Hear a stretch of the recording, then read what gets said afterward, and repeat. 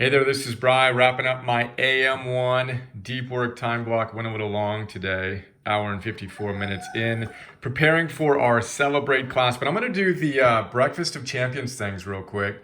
It starts with a 1, 2, 3 analysis. For me, I use the Oura Ring, O-U-R-A.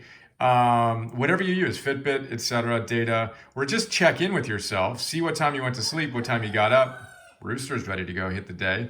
And then see 1, 2, 3. What's working? What needs work? What can you do a little differently today to spiral up and get a little better? So for me, basically, I'm very, very, very happy with that. Resting heart rate 40, heart rate variability 71. Awesome. It's working. I'm going to keep on doing what I'm doing. Not a lot to talk about there. I did experiment with an ice bath with the family. 3 1-minute sessions in the ice bath and walking around the property, which was pretty sweet. But then my hero bar for this morning was checking into the stack of notes over there. There's a top secret text message with one of the most senior SEALs who runs training, mentorship at the SEAL training facility. So I read that note. I did a presentation with them, connected with their mental performance working group. And I ate that hero bar. It was an amazing note saying that the session was, quote, pure liquid gold. I'll feast on that. And then it also got me up to turn on the computer and to savor the day. So we went and got a special tour with these two guys who are just two of my favorite humans on the planet and heroes. That's Emerson. He built them little Legos. So I come over here and I not only ate the hero bar, but I savored him in his Lego shipyard, building these guys a Navy SEAL little boat. Now that's important because it's actually exactly what I'm talking about today in the class that I'm going to film on celebrating life. One of the key ideas we're going to discuss, Rooster, you are hitting it. I'm going to shut the window there. One of the key ideas we're going to discuss today is practicing gratitude. We know it works. It boosts your happiness by 25%. Simply keeping track of 5 things for which you're grateful once a week for 10 weeks, boom, 25% happier. Grateful people, we know scientifically, sleep a half an hour more a day. They get 33% more exercise than people who aren't grateful. And it's impossible, literally, to be both grateful and depressed. Try it. I challenge you. Be super grateful about your life and be super depressed at the same time. Not possible. That's a really powerful idea. We're going to talk about poisons, what gets in the way of gratitude, and then the antidotes. Short story there, entitlement. When you feel entitled to a life that's just perfect all the time, well, guess what? You're not going to be feeling too great. But if you have humility to take the blessings you have in your life as granted, not for granted, boom, your well-being goes up, etc. So one of the practices is that we're going to discuss, where did I put it? Wow, we've got a circus going on over here today. Savoring. So savoring life's special moments, right? And remembering the highlights of your life, like I just did with Emerson. I see that picture. That was one of the highlights of our lives. And we come back to it often. That's savoring. That's a great way to have an antidote to entitlement. And there's another thing called fresh appreciation, where you freshly appreciate things that you may take for granted. We're going to talk about that. Hedonic treadmills, where you get used to things, you adapt to them. But guess what? There's no such thing as eudaimonic treadmills. Growth, trying to live with virtue, never gets old. There's always an exciting opportunity to celebrate. So anyway, we jumped ahead, which worked out. This is going to be Module 6, Virtue number 6, eating, moving, sleeping, breathing, focusing, celebrating. Then we wrap it up with prospering. The focus is going to be practicing complete acceptance and profound gratitude as we win or learn all day, every day, and celebrate the process. So I think that the gratitude and really celebrating life, we need to start by addressing a paradox of optimizing. There's a paradox to the fact that when we're seeking the highest expression of ourselves, as John Wooden would say, perfection, we run up against obstacles, which is the simple fact that perfection is impossible, yet seeking it is how you achieve arete. So we got to find a way to resolve that paradox. We're going to talk about that and the fact that our ideals are guiding stars, not distant shores. We're never going to get there We need to enjoy this moment right now and use our big goals, our high standards, with complete acceptance of where we are to achieve a life of deep meaning, etc. Now, I think, again, that requires deep acceptance. To really be grateful and to really celebrate life, you need to start by accepting your life.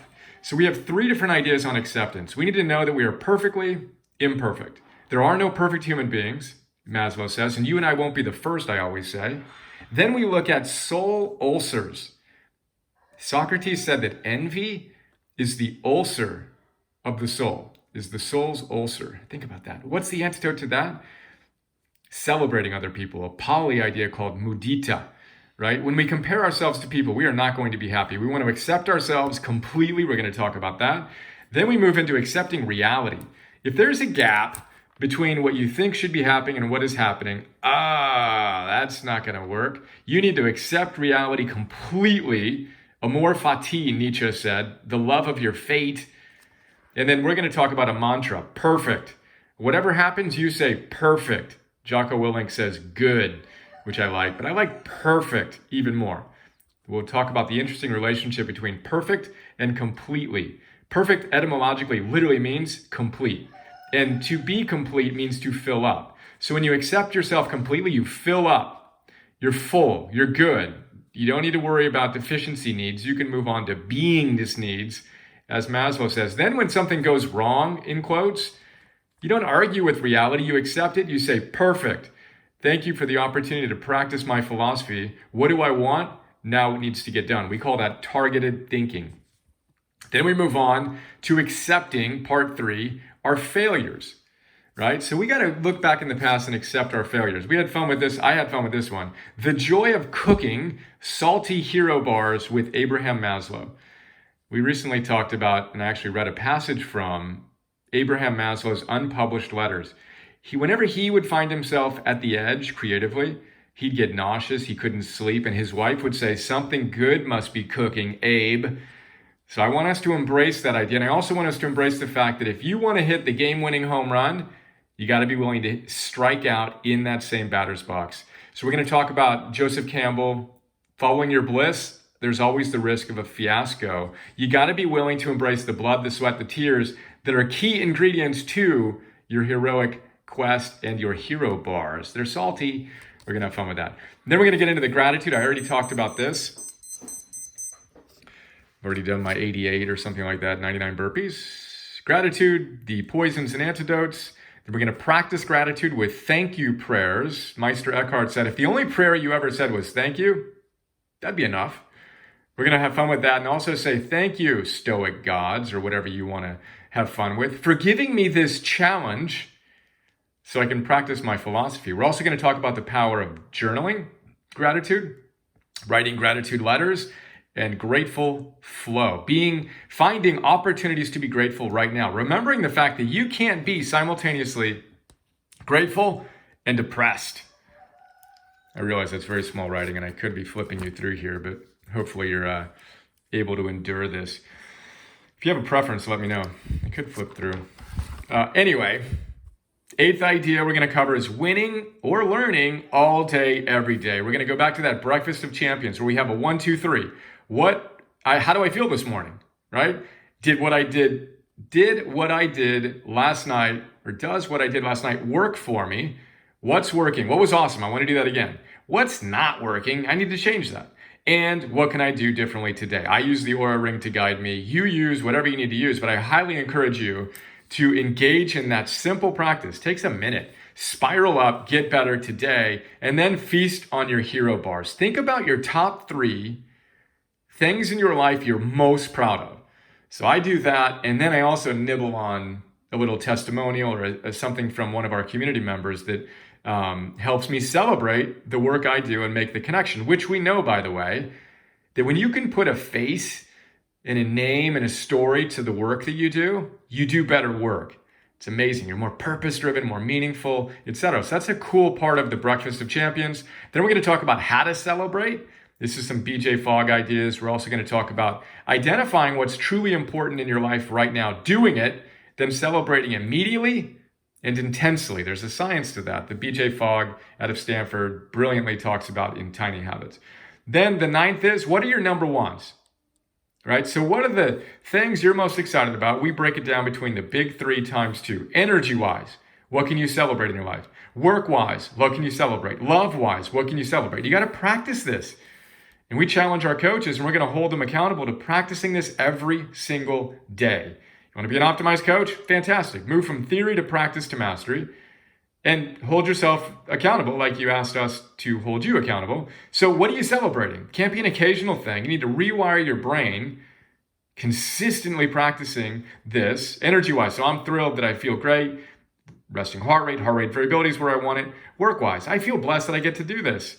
I get to connect with you in this context. It's amazing. And to go film this in the studio. Love-wise, my family's amazing. I feel blessed. And then I think of 3 people, big 3 times 2. Energy, work, and love.